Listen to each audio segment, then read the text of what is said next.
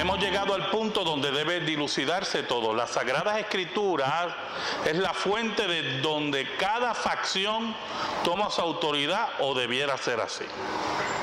Cuando alguien se autodenomina cristiano gay, es importante que recuerde que la fe cristiana es una fe histórica.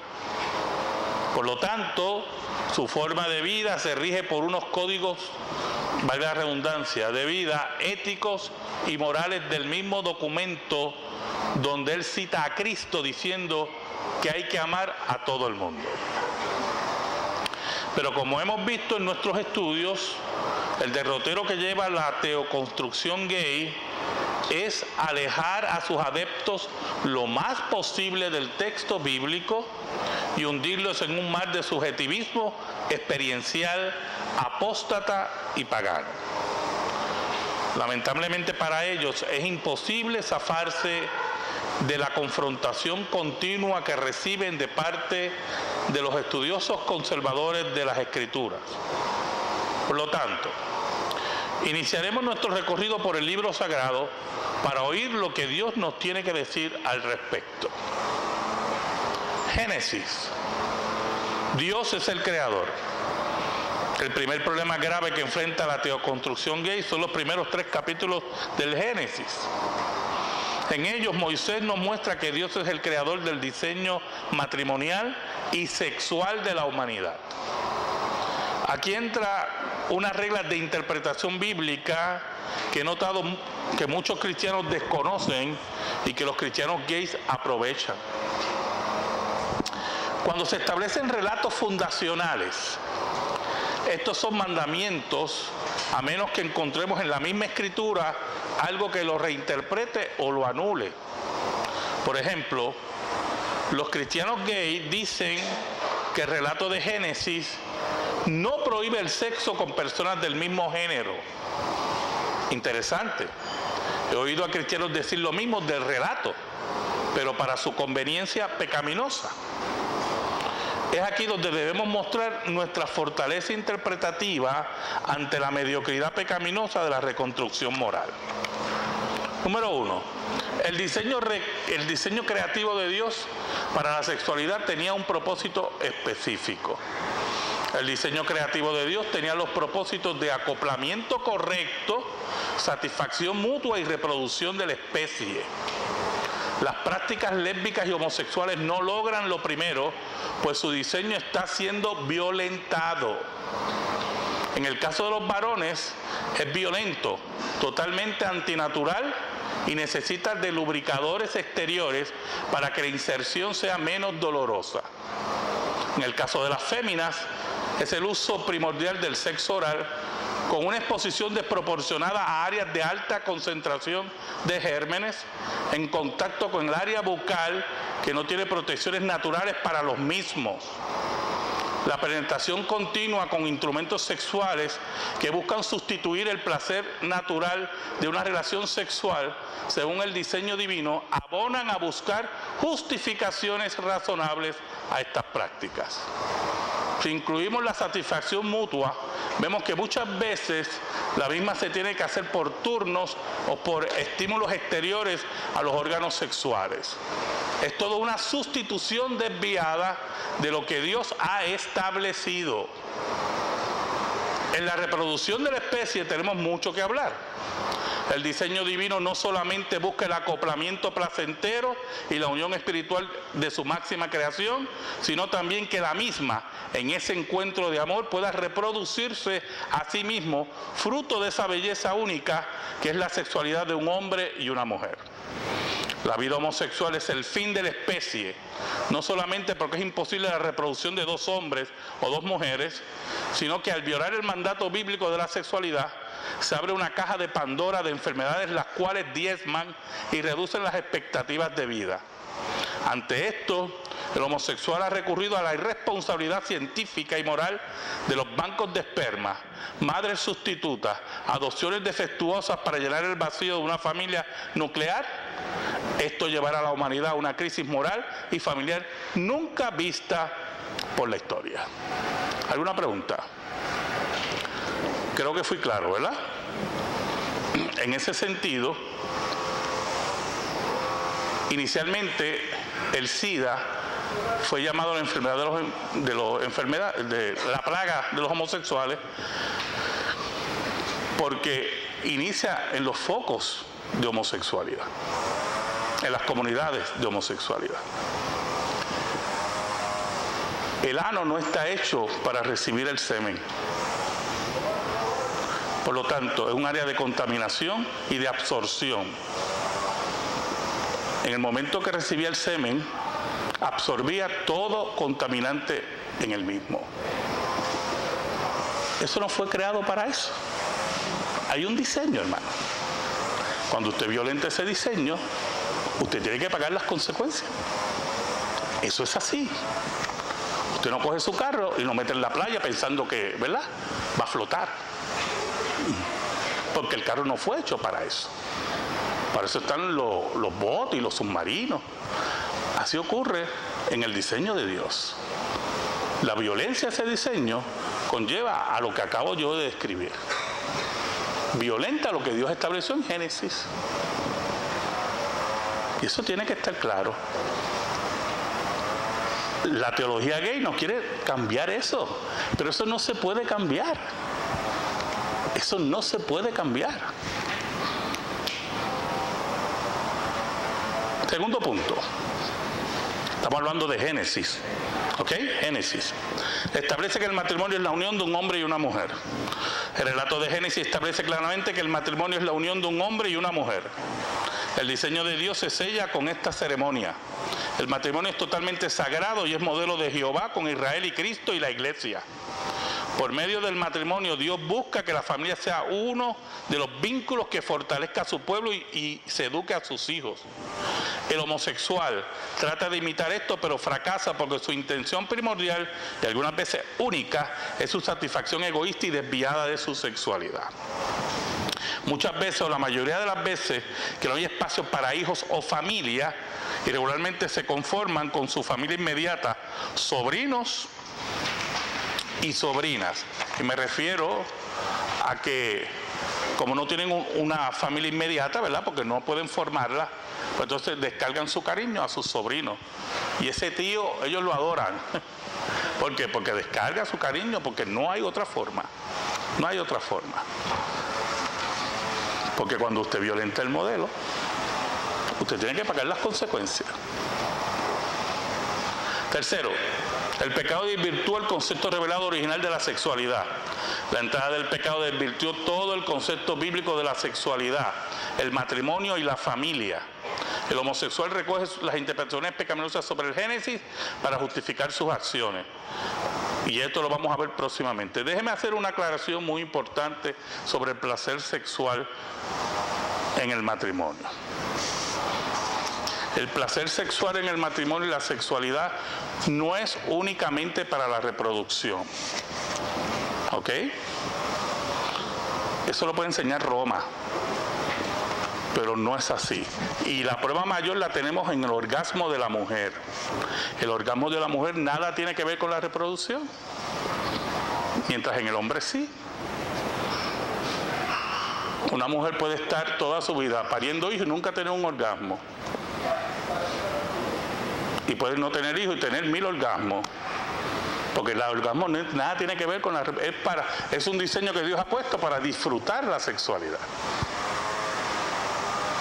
Por lo tanto, el sexo que Dios estableció en Génesis de un hombre y una mujer es para su acoplamiento, su amor mutuo y su satisfacción. Y nunca puede ser violentado por desviaciones no solamente de una castidad no bíblica, sino también de lo que acabamos de mencionar. Seguimos con las escrituras y la teología gay. El relato de Génesis es un problema serio para la teoconstrucción gay. El mismo contiene unas normativas morales narradas en forma de historia que no pueden ser descartadas tan fácilmente. Además, esas normativas ocurren antes del relato de la caída, lo que nos muestra que todo camino de relaciones humanas, después de la misma, tiene que observarse a la luz de la normativa mosaica del Génesis. Todo cambio en una dirección tiene que estar avalada por el resto de la Escritura. Por lo tanto, encontramos dos reglas importantes en los primeros tres capítulos del Génesis. Uno, antes de la caída encontramos que Dios creó dos sexos, varón y hembra. Los mismos fueron diseñados para un acoplamiento perfecto, el cual resultaría en amor, placer y reproducción. Estos dos sexos fueron unidos en matrimonio por el mismo Dios como modelo para futuras generaciones. Número 2. La entrada del pecado afectará todo lo creado por Dios, incluyendo la sexualidad y el matrimonio. Por lo tanto, a menos que existan nuevas normativas morales establecidas en la revelación especial escrita, el modelo bíblico seguirá siendo el establecido por Génesis. Ante esta evidencia, la reconstrucción gay tiene que contestar. Veamos algunos intentos. ¿Alguna pregunta? Muy bien. La mitología judía de los orígenes. Uno de los argumentos que se utiliza es que Génesis recoge una de las muchas tradiciones mitológicas de los pueblos del área de Mesopotamia.